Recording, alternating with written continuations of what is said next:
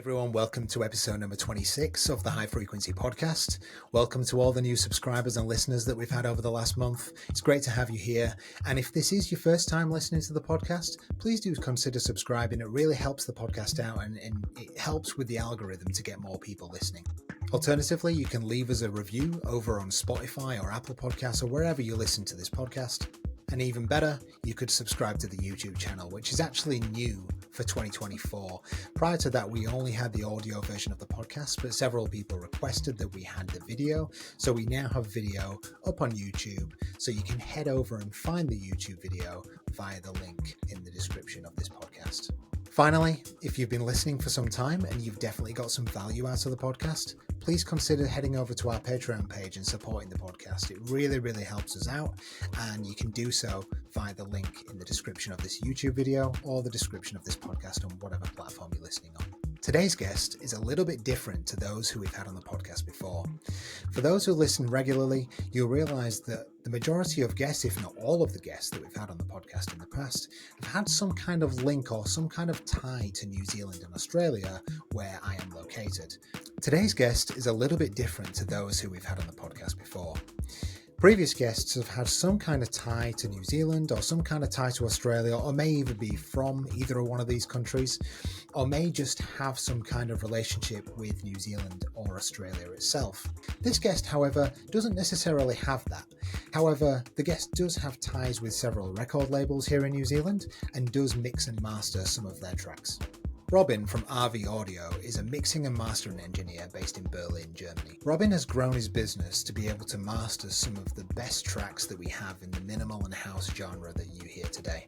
Robin has also done the mastering for an upcoming vinyl release that I am part of, a various artist compilation on Microtonal Records based here in New Zealand. He also has an artist alias which he goes by the name of JustMe. I really wanted to have Robin on the podcast because it's occurred to me that I've not actually had a mixing or mastering engineer on this podcast previously.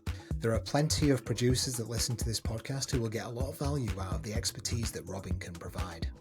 In the episode today, we talk all about mixing and mastering, some of the common mistakes that he sees when he gets a track for mastering and mixing, the difference between vinyl and digital mastering, a few little tidbits about production techniques and how to be quicker and more efficient with your productions. We also talk a little bit about his typical mastering chain and how he would use certain pieces of hardware to help with the mastering process.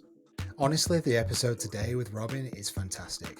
I could have picked his brain for about 4 hours, honestly. It's really, really cool to sit down with someone who has the expertise with something that you're so passionate about, and he's able to educate you a little bit on what you think you're lacking or what you think you need to know. So for all you up and coming producers or even you more experienced producers out there, I really hope you get something out of this episode. And please do be sure to check out Robin over at RV Audio. All the links to everything are in the description of this podcast or the description of this YouTube video. But for now, let's dive into episode number 26 with Robin from RV Audio.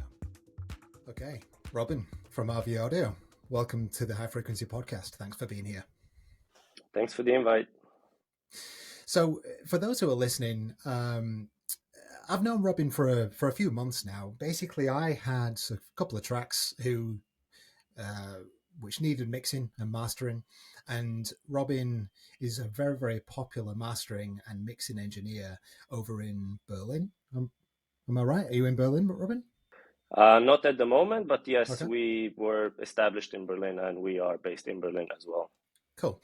So I asked Robin to mix and master these tracks, and it seems that he has good relationships with some of the very, very popular labels around the world and does very consistent mastering.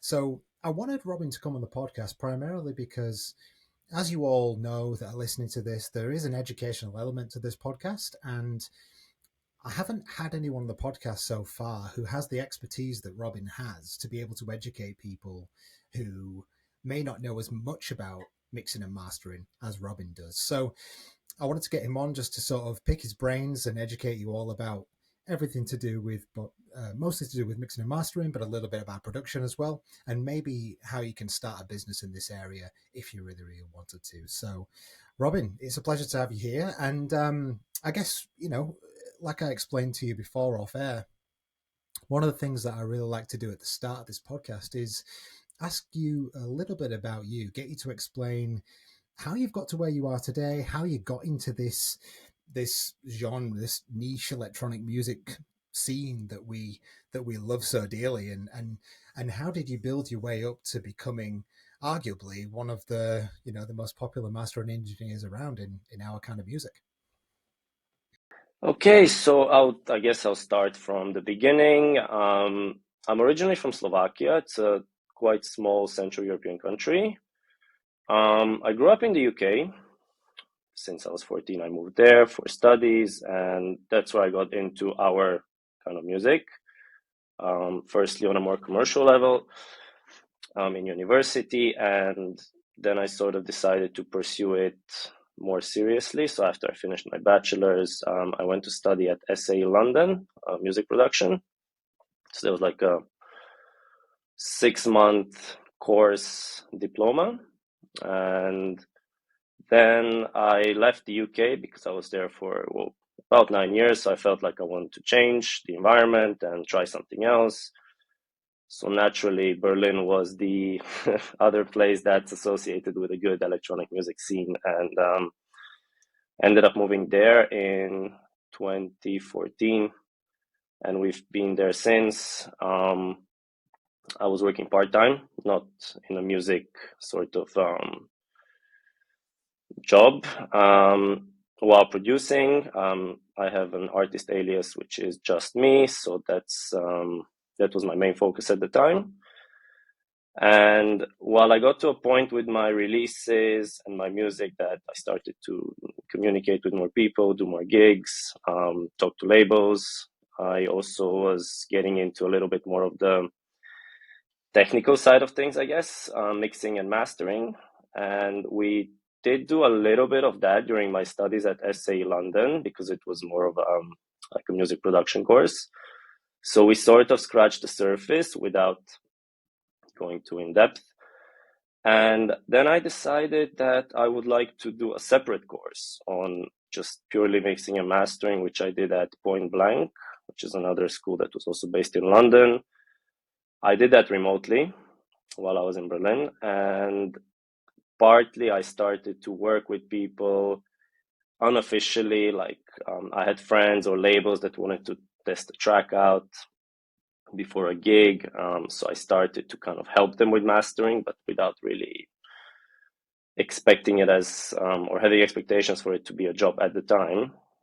And then it sort of started growing from more from a word of mouth perspective, because I wasn't really actively promoting it or working with it at the time.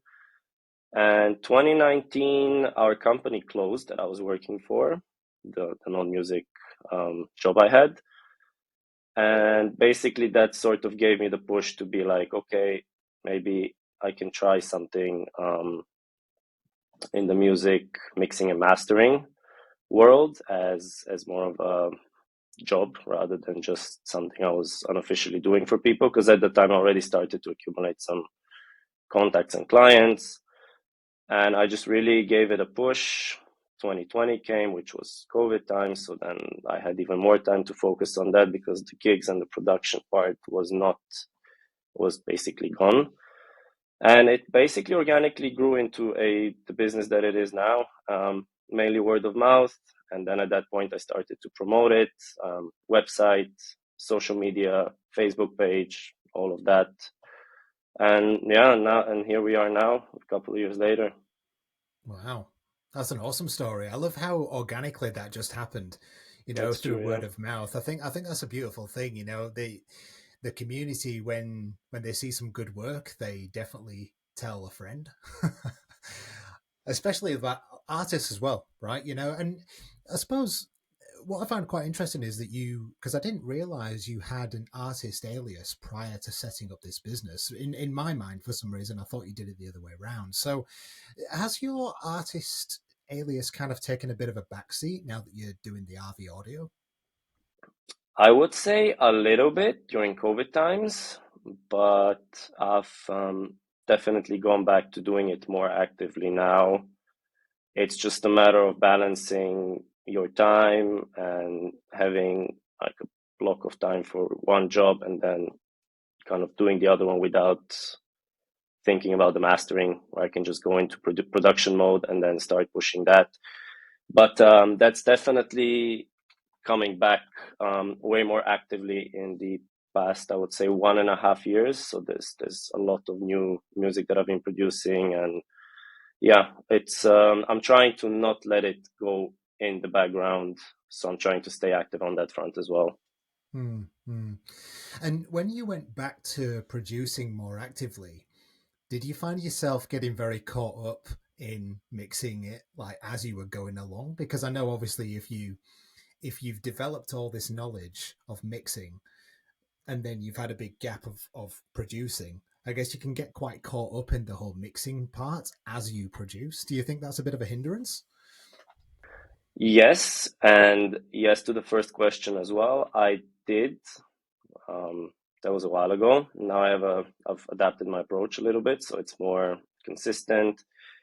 I try to be creative when I'm in the creative phase, so pretty much zero thinking about technicalities, mixing. I just try to be in a purely creative mode, and then when I'm not inspired or the track I feel like is done, then I go into the mixing mode. So it was just a matter of me separating these two things in my head. But I had to come to that conclusion because when I was doing it, like you said, just wow, thinking about technical stuff when I was working, then that was basically hindering my creativity. I was spending too much time on certain details without, focusing on the music making aspect, which is putting things down, and I could just maybe get caught up in one little thing and tweak it for too long, and then I had to rethink the process. And I think now it's at a pretty good point where I completely separated the two, and I can go in and out of each mode pretty much when working. Well, it's good to hear that you have a process for that. And the reason why I asked that question is because I'm speaking from experience here, where I get far too caught up in making one particular sound the way I want it when I'm in the creative phase. And I find that when I've done that, I've kind of exhausted my brain and I'm not in creative mode anymore. And then I'm kind of stuck Exactly. with the track, and it's really frustrating. And that's why I've got like 500 loops that I'll never finish because I've done that exact thing. So I'm quite keen to understand what process you went through to be able to separate those two things. Um, I would say I was just reflecting on certain times when I was producing. I wasn't as active. I was struggling to finish things, exactly like you said. So I started in my head looking for the causes, because usually there is a trigger for, I would call it like a little habit situation where you get caught up in something, and you're not aware of it, and then it has consequences. So that part, because at least for me, the creative time is not infinite. So maybe within, I don't know, an hour and a half, I have a really good thing going where I feel very inspired. And if I waste that time not doing the creative work, then later on I just start to struggle. I don't know if that's something that you also experienced when you were getting caught up in the details during that time, but I did. And then that led to me not being able to finish tracks. That led to me not having ideas that I'm happy with, kind of forcing it to finish it, but it wasn't an organic state of flow process. And I think that's very important when you produce music, that you are just in a flow state, just putting ideas together and not getting caught up. Just put everything down as much as you can for the time that you feel inspired and creative.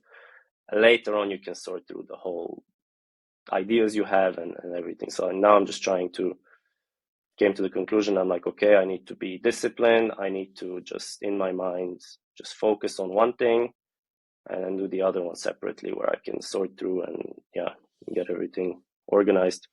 Yeah, it's a really good process. I guess I still struggle with this even today. I'll sit down and I'll have the intention to create a track from scratch, and I'll get an hour into the project and I'll find that I've wasted so much time naturally without even thinking about it, just by almost trying to create um, what I think the track should sound like, rather than, like you just said, being just in creative mode and then make the track sound like what it's supposed to sound like, you know? Um, yeah, get far too caught up in those details. And I think, it's a never ending process. If you're a producer like you are and I am, you're always trying to find more time efficient ways because, like you've got tons of mixing, tons of mastering to do throughout the week. You don't have a ton of time to produce. And same with me, I've got a full-time job. I can't spend all day in the studio as much as I would like to, and I'm constantly trying to find ways to make things quicker. Have you found, and before we get onto all the mixing and mastering stuff, I'm quite keen to understand off the top of your head if you have found any processes in your music production or creativity phase that speed things up a little bit. Have you found like ways to speed up the process or anything? Yeah, other than the fact that not getting caught up in technicalities. So I've installed a habit into my head that once I start feeling that I'm getting stuck in a loop, I immediately do something else in the project.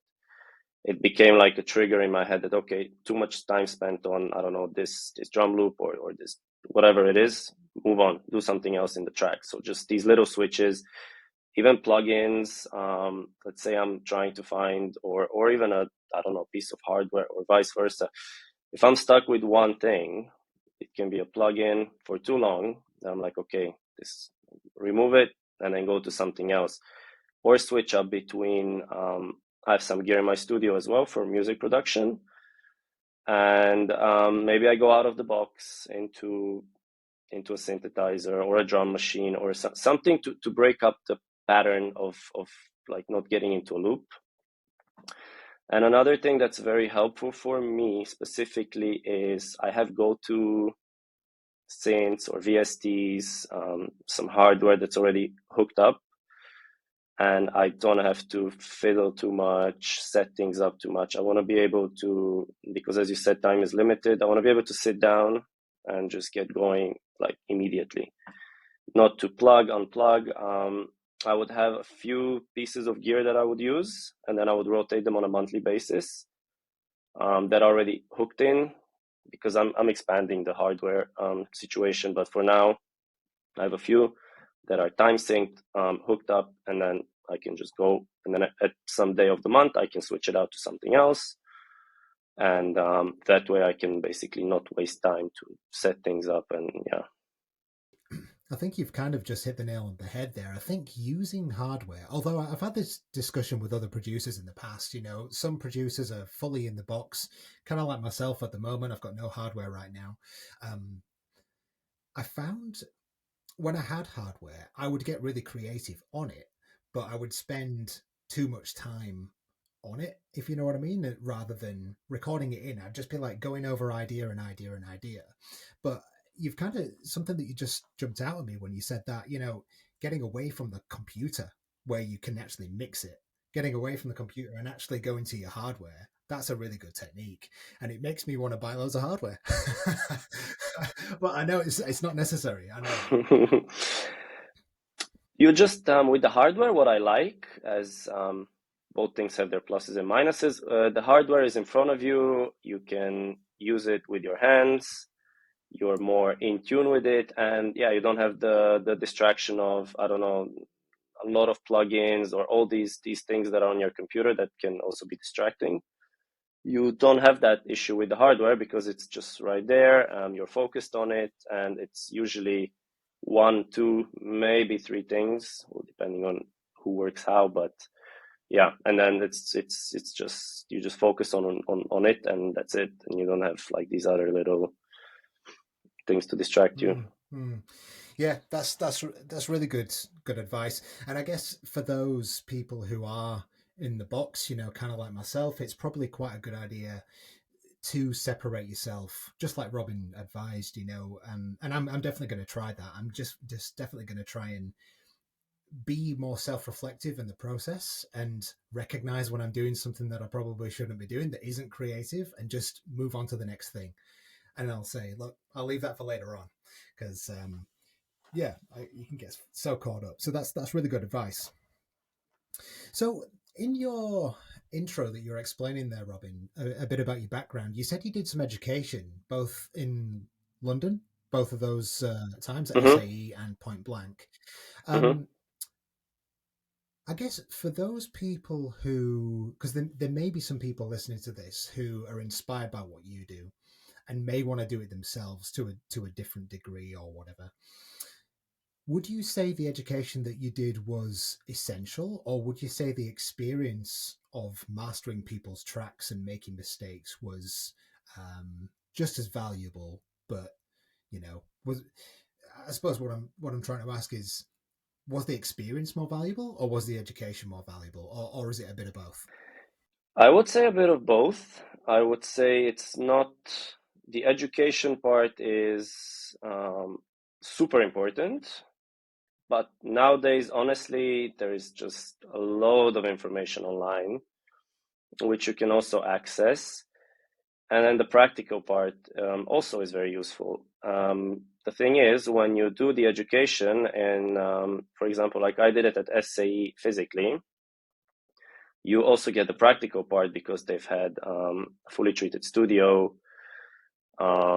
where you can go work in while you're doing the theory. So we could, for example, book it on weekends or after classes, and you actually can put all the things that they teach you into practice. So it was combining both, and it was a very high-end studio. Well, it was a whole building with studios. So having access to those, it's not something that someone can just turn around and do in their home, because it takes a lot of resources and time and space. So having access to those places was also very important. So it's always a combination of both, definitely. So information is out there, but if you can't practice, it's hard to get better at something, because practice is how you learn in real life, I think. I guess the premise for my question was, I understand how important it is to have what we call a trained ear, to recognize imbalances and what a track should sound like. And I suppose you can only really achieve an educated and trained ear with experience, and they can't teach you that in Yes. in education in the schools. But I guess to develop that trained ear, you need to know what to do in the first place. So I guess the education is obviously very important. Um, there is, for those who are listening, actually an SAE in Auckland, here in New Zealand, which I only discovered recently. I was looking at a few courses up there on mixing and mastering, but bit out of my price range because I'm never going to set up a business in relation to it. So it was kind of, if I was going to set up a business, kind of like yourself, I would see the value in actually taking one of those courses.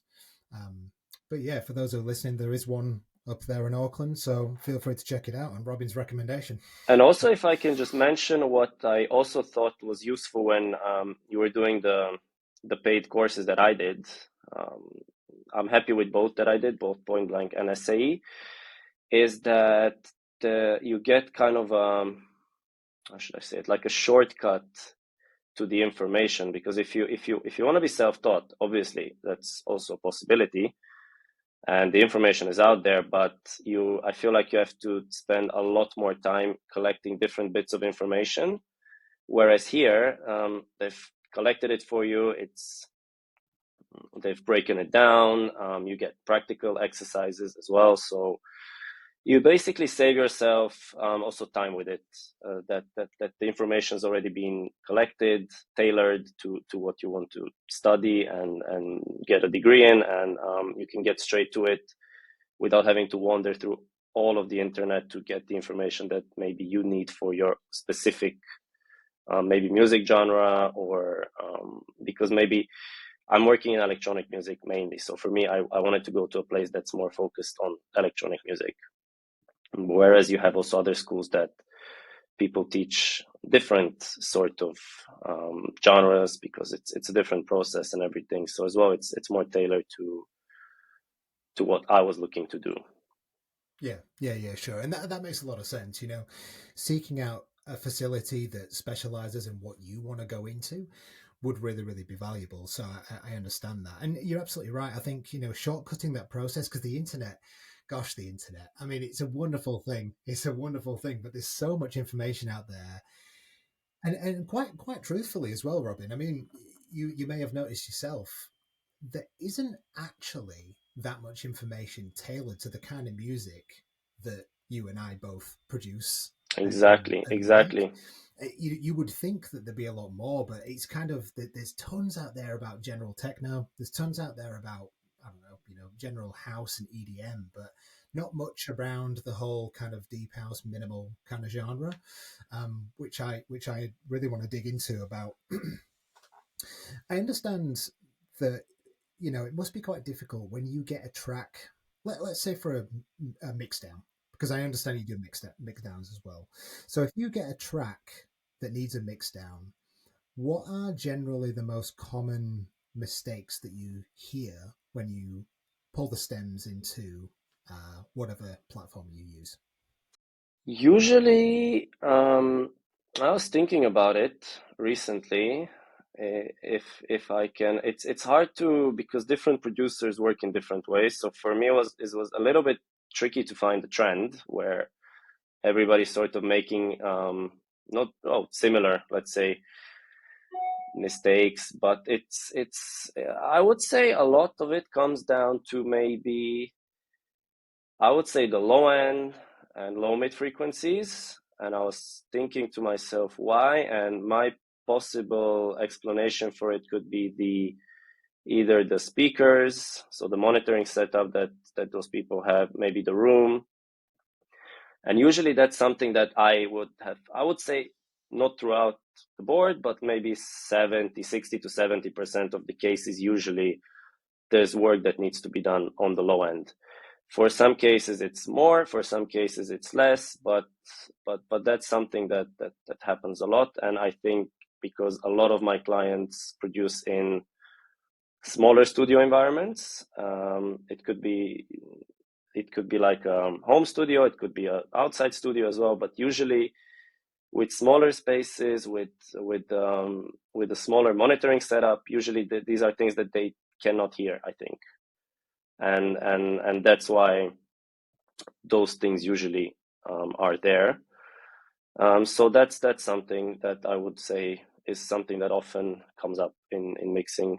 Just to jump in there as well, Robin, I actually, just before we start this conversation, for those who are listening, I was telling Robin how when I sent him I sent him a couple of tracks for mix downs that are going to be released later on this year, um, and I couldn't mix them down properly for release. And the reason why I knew that is because I've had a couple of releases in the past, and when I'd sent those tracks that I thought were mixed to the master and engineer, he sent that another quite prolific master and engineer in the genre that we produce. Won't mention his name, but he sent me the tracks back and asked me to change a whole heap of stuff about them. And I was kind of thinking to myself, well, why has he asked me to do that? Surely they don't sound that bad. And to me, in my room that was not treated at all, on my Adam Audio TV5s, these small monitors, it sounded great to me. But Yeah.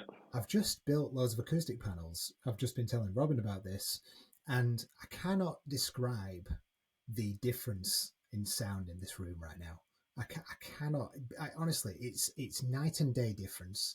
I've got bass traps. I've got panels on the walls in the first reflection areas, and I've been producing today here in the studio, and I've listened to some old music in Ableton, and honestly, the music, it's far too bassy. The hats are far too sharp, and it's like just sounds completely different. So I guess that makes a lot of sense what you're saying. That people generally don't. There's problems with the low end. Do you think that's primarily the reason why? Because they don't have treated studios, and if they invested in acoustic panels, it might solve the problem. Partially, yes, I would say. That also goes for other frequencies as well. Just the low end is a tricky one because there could be a build-up, there could be phasing. So you might think it's not that bad in the room, but in reality, it could sound different. Another sort of trick or work around if for example somebody, because it takes time to treat the room, I'm sure it took you some time to build everything, plan, also finances. So another way that could help is, in my experience, is listening on different playback devices, because then you can see and compare your work, how it sounds perhaps in a car. That's a really good one that I use to this day. In a club, if you have access to, or maybe a friend or somebody else is playing, you could maybe send it out. And trust me, there's a massive difference when you hear the track in a club environment as compared to your studio.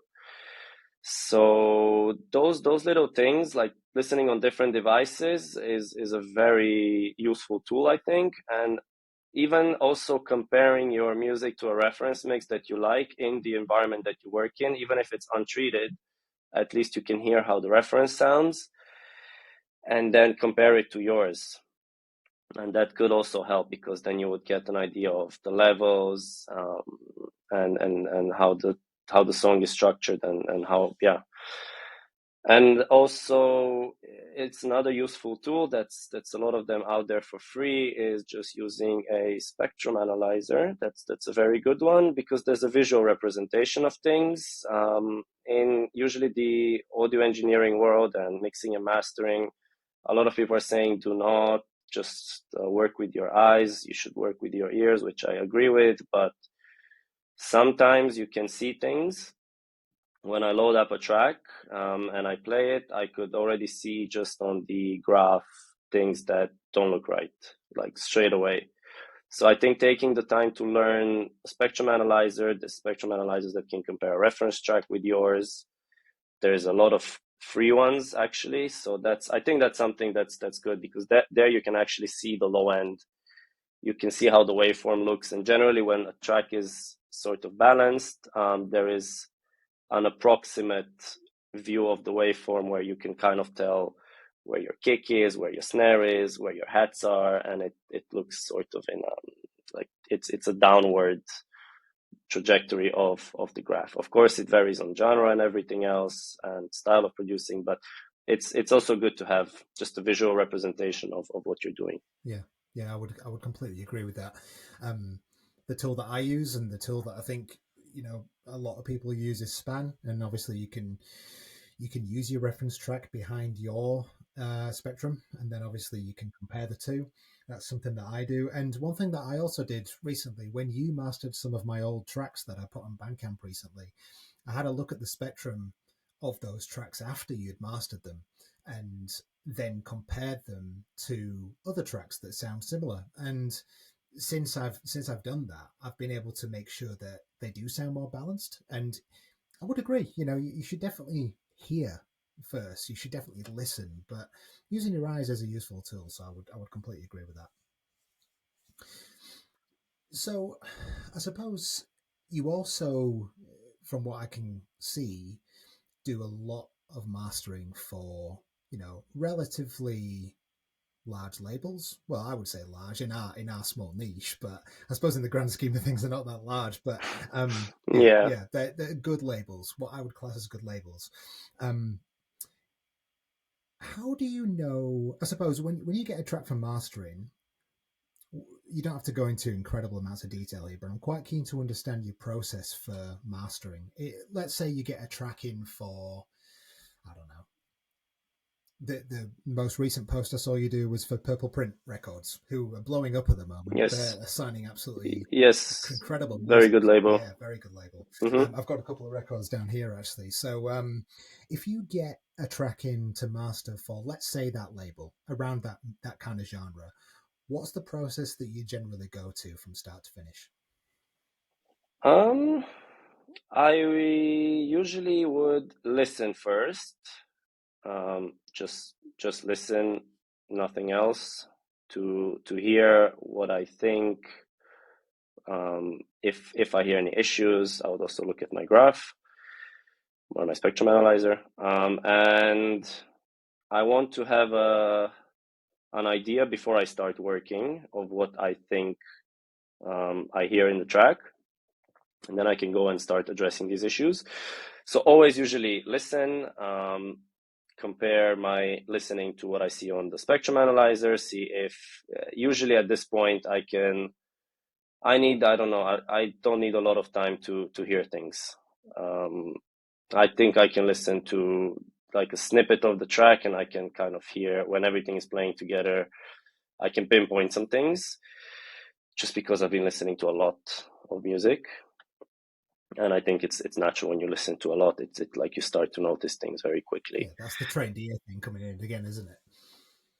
Yeah, I would say yeah, and also I just to throw this in there when I do my DJing and producing, I also dig for a lot of music. So I don't just listen in a mastering scenario. I also listen just music in general that's related to DJing.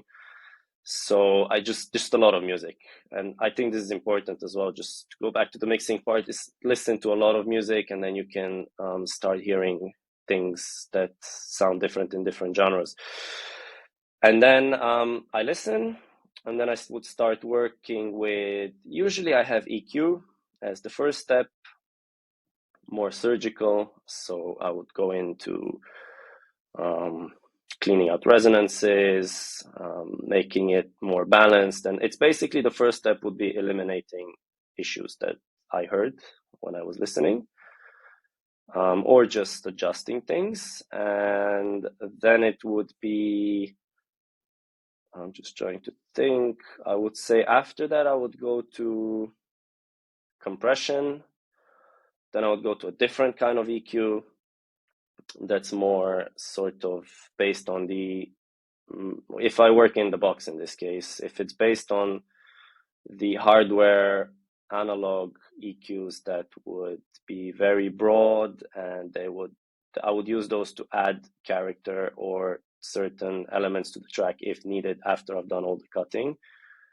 Usually the way I work is I do one action and then I do a counter action to kind of keep the balance. I don't want to just EQ the track, cut it completely. It would usually be a cut in one place and a boost in another place, or something like that. So I would go to that EQ, do what's needed there if I feel like it, and mid-side processing as well. I think that's important to kind of hear the track in the mono and stereo fields. See if any work is needed there. Usually yes, and then it would be the limiting, which would basically bring the track to the loudness that I'm looking for depending on where it's getting released, what format, and so on. So that would be like a broad overview of my process. So EQ, compression, another EQ to make up for the first EQ, mid-side processing, and limiter in the end. But there's a lot of steps and plugins in between as well. That's just too much to get into. But yeah, generally that's the workflow. Yeah, that's really interesting, and it's quite.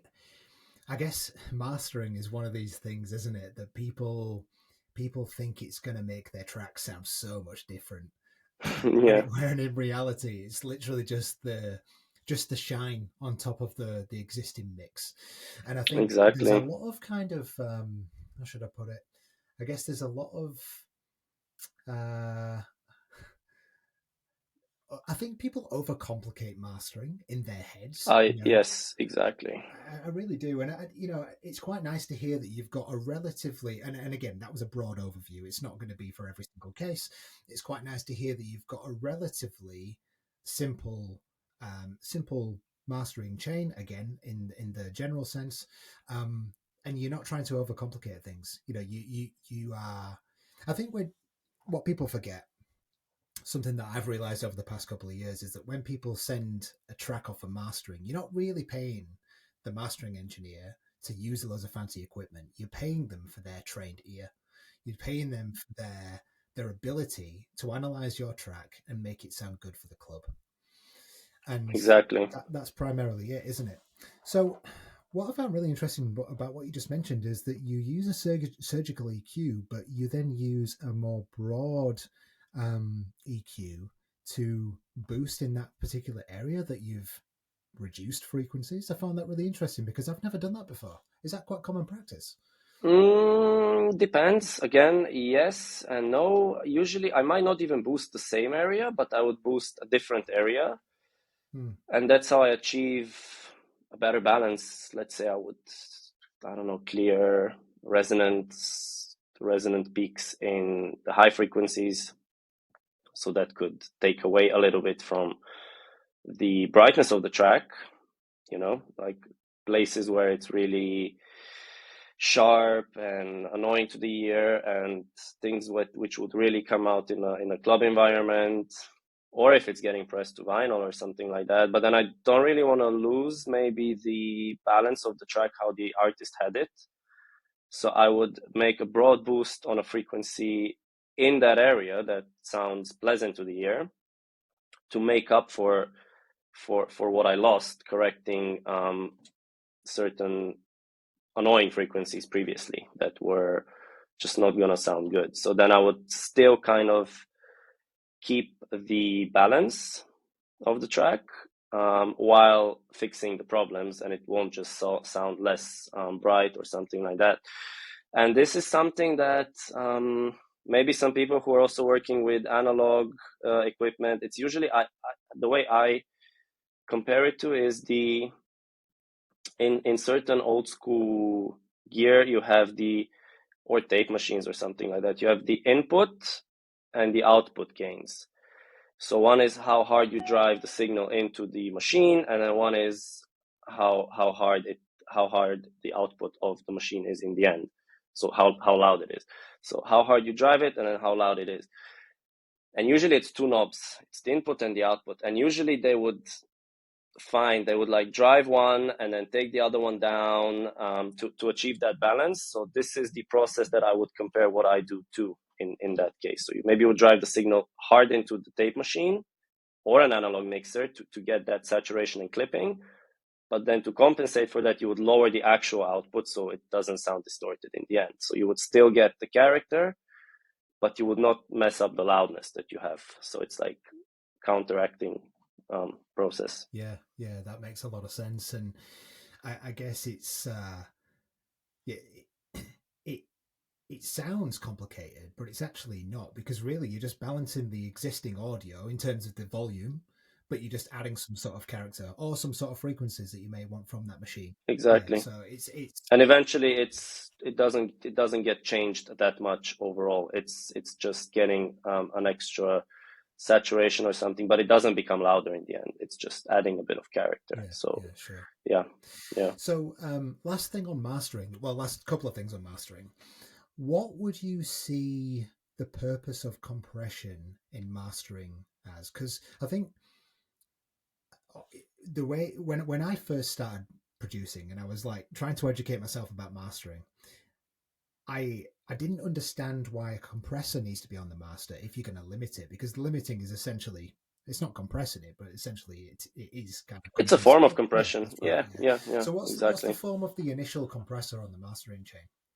For me, most of the times, I would say, so I have a whole story about this, but mine in my application, how I use it is usually to tame transients. So if I think that, I don't know, the kick is really upfront or too upfront and it eats up my headroom, then I would sort of use it to tame those peaks, so they would go down slightly, and then I have more room to limit later to make the track louder. Because if I don't tame them, then we are going to start clipping very quickly. Same for snares, and so usually I use it for that, mostly to tame transients if needed. I usually use it very, very slightly in mastering, literally maybe 1 dB gain reduction, something like that, and not every track needs it, actually, as well.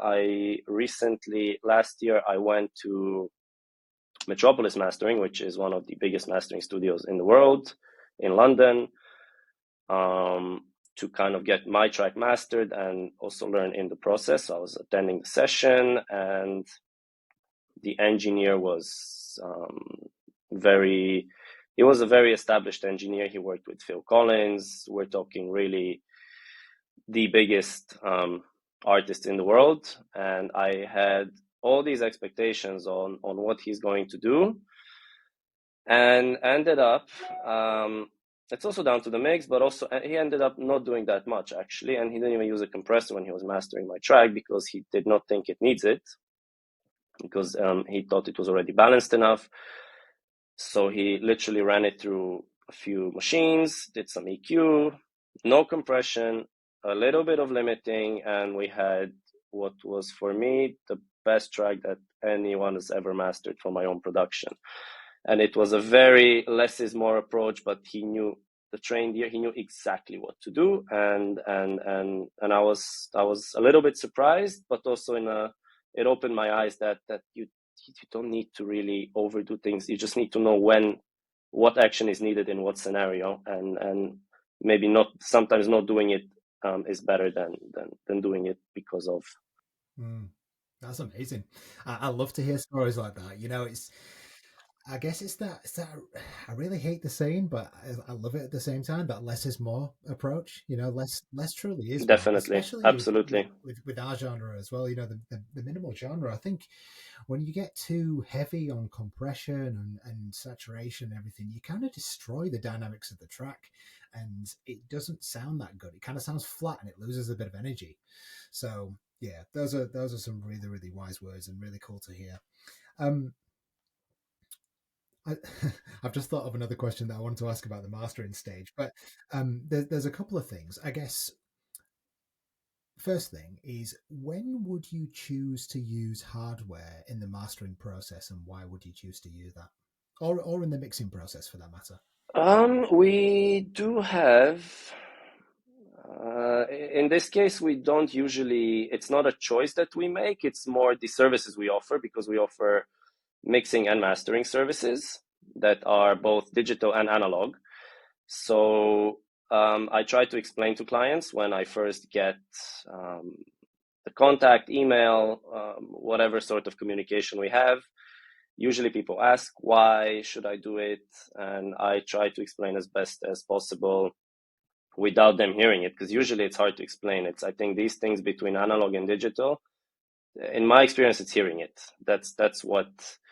It's not that, oh, it sounds better or it sounds worse. That's a very basic way of describing it, especially nowadays when plugins are at a very high level, I have to say, sound wise. There's some very, very good sounding plugins. So I get a question, if I do it analog, is it going to sound better? It's not as easy to say yes or no. I try to say it's going to sound different. And we basically also, there is a price difference between the two, because the workload and time, in analog, everything needs to be recorded in real time. So it's not that I can just work on a section of a track as I can do in the box. So you literally need to wait until the whole track is printed into the DAW. So usually it's just a matter of explaining to clients, and then they make the decision if they want to do analog or if they want to do digital. And we also have, to help make the decision, some examples of a sound that was processed through analog gear and as it was originally. So I also send that and then help them make a decision. So it's just a matter of which service the client wants to use. That's when we decide what to work with. Okay, yeah, that makes sense. And I do remember when I sent you some stems for mixing. I accidentally sent you. I accidentally did the newbie error of sending the entire project file, and you came back to me and said, "Oh well, we don't mix in Ableton anyway." So, what DAW do you use to mix, and why? Originally, I was using Pro Tools. I'm gonna get comments for this. I don't want to say it sounds better than Ableton. It sounds different to Ableton. From the rendering, we've done experiments. We've rendered the same track with stems through Ableton, Pro Tools, Logic, and I think just probably the rendering is different, the algorithm is different in the DAW, so they do sound different, not massively different. So you really need to listen to be able to hear those things. I just I like working in a different. I like to separate Ableton for creative purposes and then another DAW for work purposes. I think I used to work with Pro Tools. Now I work with Studio One. I prefer it. Just the interface, the workflow, quicker, easier, better, makes more sense to me. But also Pro Tools is really good. So that's the Studio One is the DAW of choice that I have for mixing and mastering right now. It's very intuitive, very easy to use, and yeah, I love it.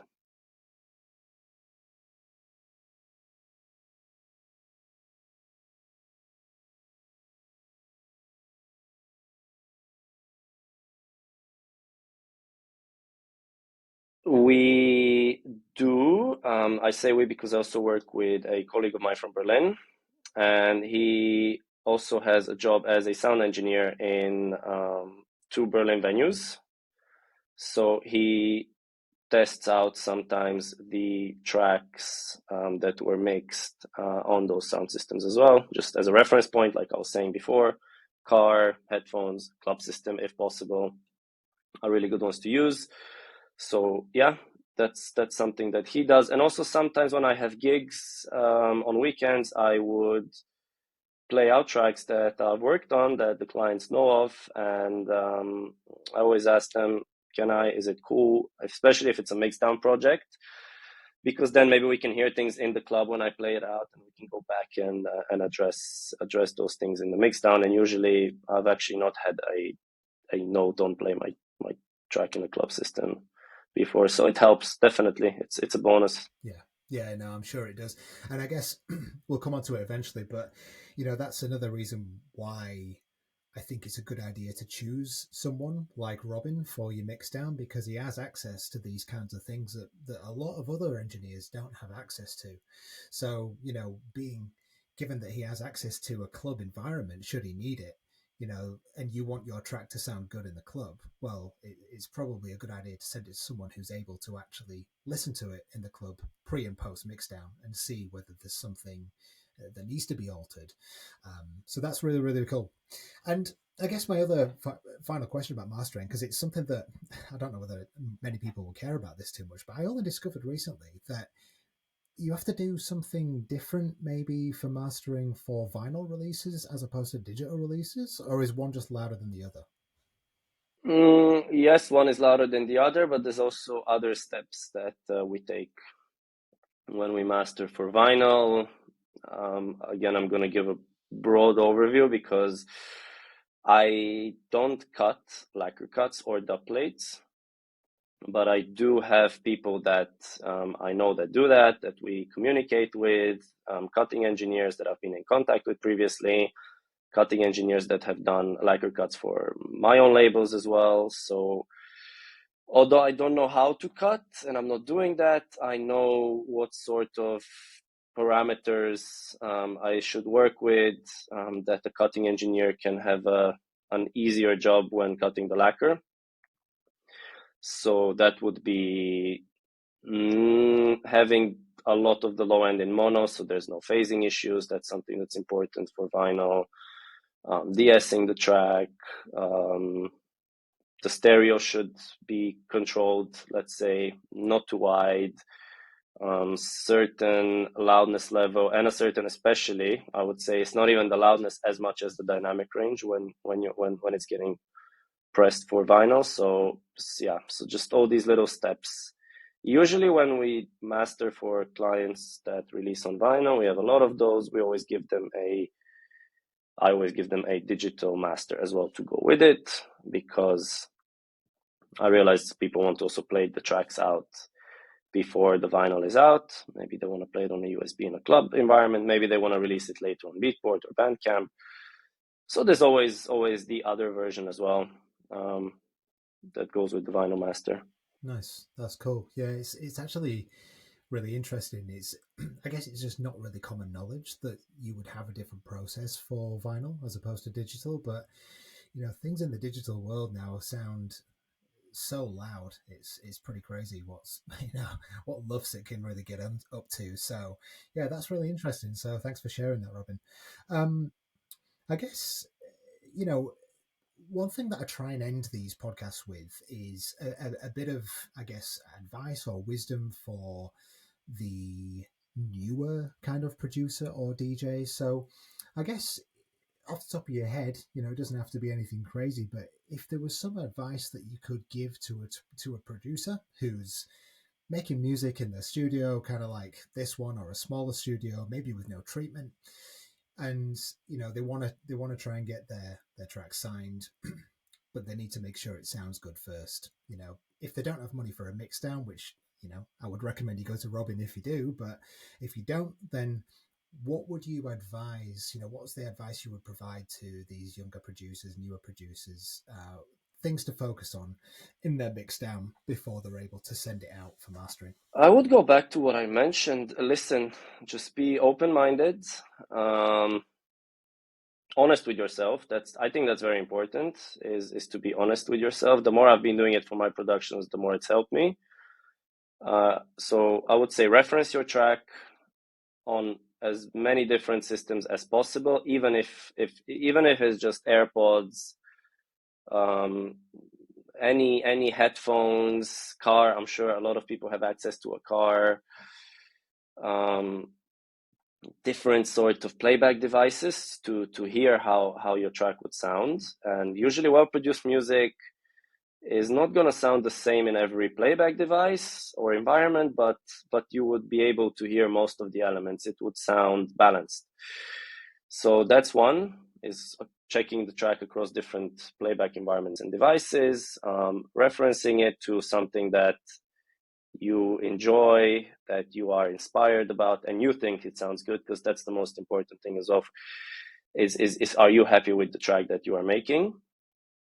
So reference track that you think sounds amazing to you, and compare yours to that. Not just listening, also looking, because as we said, there's some situations where you might not be hearing some things. And being honest with yourself, is it there yet or is it not? And then if it's not, then it might need a little bit more work.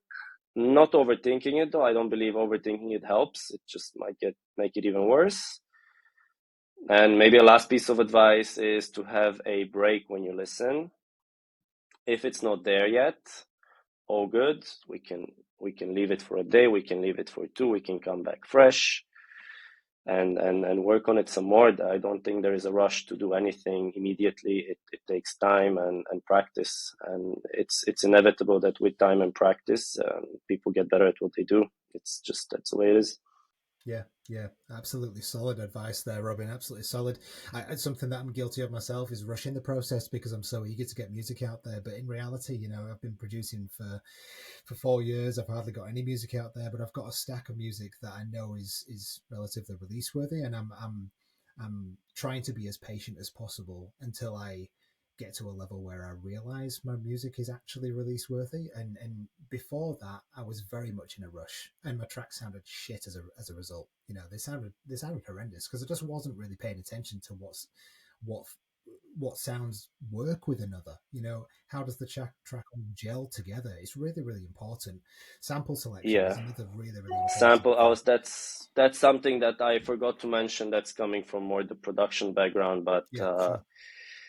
A good sample selection is more important than mixing it very well, because a good sound selection and sample selection, usually if things will just click with each other. They'll just sound decent already without much processing and work. So yeah, listening and then checking, also analyzing the reference track, what elements it has, and then trying to balance it on your production as well.